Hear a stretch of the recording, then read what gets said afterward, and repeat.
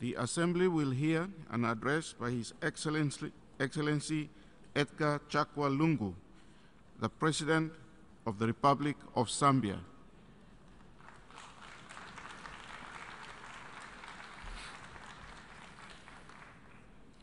I request protocol to escort His Excellency. On behalf of the General Assembly, I have the honor to welcome to the United Nations His Excellency Edgar Chagwa Lungu, the President of the Republic of Zambia, and to invite him to address the Assembly. Your Excellency, Mr. Miroslav Lajak, President of the 72nd session of the United Nations General Assembly, United Nations Secretary General, Mr. Antonio Guterres, Excellencies, distinguished delegates. Let me join previous speakers congratulating Your Excellency, Mr. Miroslav Lajak, on your assumption of the presidency of the 72nd regular session of the United Nations General Assembly. I also wish to extend Zambia's sincere appreciation to His Excellency, Mr. Peter Thompson, for his able leadership during the 71st session. May I also convey my sincere gratitude to His Excellency Mr. Antonio Guterres for his election, and also congratulate him as the 9th Secretary General of the United Nations. I am confident that the United Nations Secretary General will build upon the strong foundation laid by his predecessor, Mr. Ban Ki-moon, to whom I wish to pay glowing tribute for the manner in which he steered this organization during his tenure of office. Mr. President, the theme for this session, focusing on people, striving for peace and a decent life for all on a sustainable planet, provides us an opportunity to evaluate the existing multilateral approaches to address the challenges affecting our peoples. These, Mr. President, include threats to socio-economic development and international peace and security. Therefore, there is need to develop innovative approaches and responses to these challenges, which include terrorism, climate change, nuclear weapons, HIV and AIDS, among many others. In this globalized and interdependent world, no country, either wealthy or powerful, can resolve all these challenges single-handedly.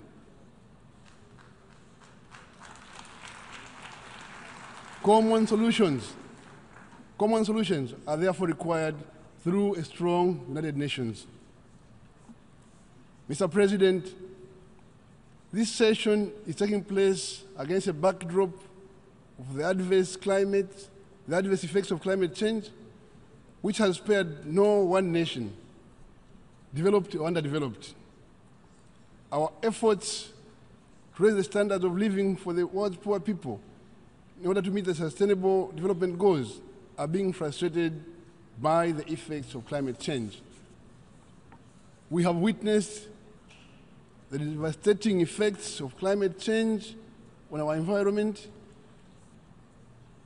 Recently, we are talking of so many hurricanes in the Caribbean. I remember, Mr. President, a time when forests were within a child's walking distance, particularly in Africa, teeming with profusion of flora and fauna. It's no longer the case. A myriad of species of flora and fauna have unfortunately become extinct in such a short time. And we have also continued to witness disasters such as droughts, wildfires, floods, and landslides. If not extreme levels of rain, it is always the lack of it. As the 23rd Conference of State Parties, COP23, on climate change draws near, Zambia is expectant that the conference will, among other things, establish mechanisms for the implementation of the Paris Agreement on climate change. Furthermore, we call on all stakeholders to ensure that the Green Climate Fund, GCF, is adequately funded to help deliver necessary interventions globally. As a developing country, Zambia needs assistance to enhance her capacity in key adaptive areas like scientific research, early warning, and rapid response to address the adverse effects of climate change. Zambia also calls for transfer of appropriate technologies to help cope with the negative impact of climate change. Mr. President, over the past year, Zambia has made significant developmental efforts, and we are determined to foster an all-inclusive development paradigm based on the agenda of Africa Union, Agenda 2063, and the United Nations Agenda 2030 for Sustainable Development. Only a few months ago, on 21st June 2017, I had the honor, Mr. President, to launch the 7th National Development Plan, which is Zambia's developmental blueprint for a 5-year period from 2017 to 2021. This was under the theme, accelerating development efforts towards the attainment of the National Vision 2030 without leaving anyone behind. The plan seeks to improve productivity in agriculture, create job opportunities in other sectors such as manufacturing, and particular attention will be given to the uplifting of standards of living in the rural areas, where a new focus on agro-value addition is being implemented. Through this plan, Zambia aims to reduce poverty to minimal levels. In keeping with the Addis Ababa Action Agenda, AAA, on financing for development, my government is determined to ensure effective mobilization and use of all sources of finance. This is regardless of whether the finance has been mobilized locally or through our international cooperation partners for the benefit of the average person in Zambia, as long as it's not illicit financing, Mr. President. Mr. President, peace, security, and the rule of law continues to be the basis for meaningful development of any society. In keeping with this understanding, my government has continued to work in solidarity with nations that are undertaking necessary actions to enhance their democracies. Zambia has also continued, through its membership in the African Union Peace and Security Council, to render support to those who are afflicted by conflict. My government also looks forward to serving the SADC Troika of the Organ on Politics and Defense and Security from 2017 to 2020, following our recent election to the organ. Let me assure you that my government will use this membership in these two bodies to foster peace globally, especially in Africa. Mr. President, we recognize the vision and experience of various regional and international bodies which are complementing the United Nations agenda. As a member state, we note the role of the Commonwealth in various subjects such as gender and youth matters, climate change, promotion of democracy, rule of law, human rights, good governance, and socio-economic development. In my country, the Commonwealth Secretariat has played an important role during and after the previously held elections in providing technical support, and this we cannot ignore. Zambia has also continued to serve in the UN peacekeeping operations with a sense of duty to those persons who have found their security under threat for various reasons. In this regard, the United Nations should not relent, Mr. President, in its noble duty to these vulnerable persons and should redouble its efforts in bringing about a more peaceful world. The United Nations commitment should not be limited to preventing conflict, but should go further to seek protection of the victims of conflict, including displaced persons. There is need, Mr. President, for all of us to cooperate in providing a conducive environment which promotes their human rights and social development and well-being. In this regard, I am pleased to inform this Assembly that in June this year, in Zambia, I assented to Zambia's Refugee Act No. 1 of 2017, which further speaks to this noble duty and replaces the old law, which did not go far in ensuring a conducive environment and promotion of human rights for our displaced colleagues in the region who happen to be hosted by our country, Zambia. Mr. President, my government attaches great importance to the needs and welfare of all, with a particular focus on women, children, and the youth. Therefore, Zambia has continued to make tremendous strides in the campaign to end child marriage. Currently, the prevalence rate stands at 31.2%, depicting a 10.8% drop from 42% since the campaign was launched.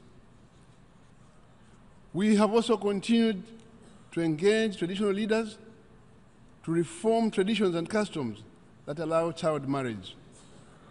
Currently, we are in the process of harmonizing statutory and customary law on marriage to completely prohibit and eradicate child marriage in the country. Going forward, we're also repealing a number of discriminatory and outdated statutes related to children in order to devise a children's code to domesticate the provisions of the Convention on the Rights of the Child. As the designated African Union champion on ending child marriage for 2017, I'm delighted to inform this meeting that the campaign has been launched in 20 African countries out of 30 countries which we targeted with the highest prevalence rates of child marriage.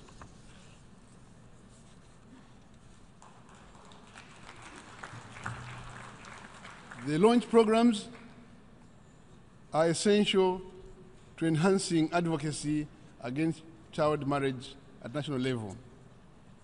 The campaign, Mr. President, is growing from strength to strength. However, much more needs to be done. We therefore call on all partners to join efforts, and together, let us raise our voices to protect our children and the youth.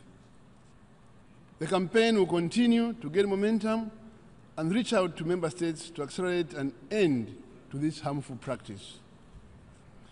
Mr. President, there is no doubt that the United Nations remains the only multilateral institution capable of addressing the challenges of our one world. The world looks up to this body to encourage dialogue on global challenges in an inclusive manner. This, Mr. President, is the only practical way in ensuring meaningful and effective international cooperation. There is therefore need to reform the United Nations, and Zambia believes that the UN reforms which have been launched will be incomplete without meaningful reform to the Security Council.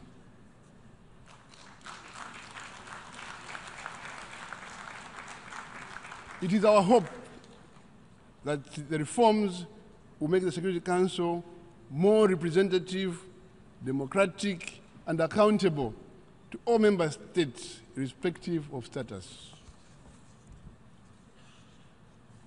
This is essential if its decisions are to be accepted by the entire international community, especially given that Africa constitutes the second largest bloc of the UN membership.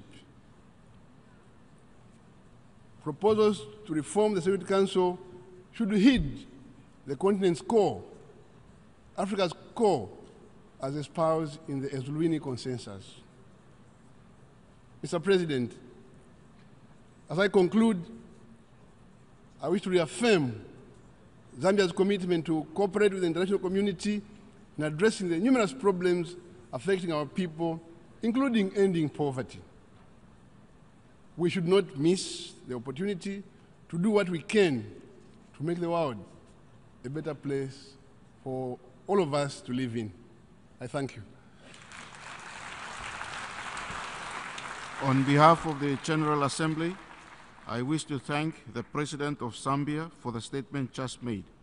May I request representatives to remain seated while we greet the Head of State.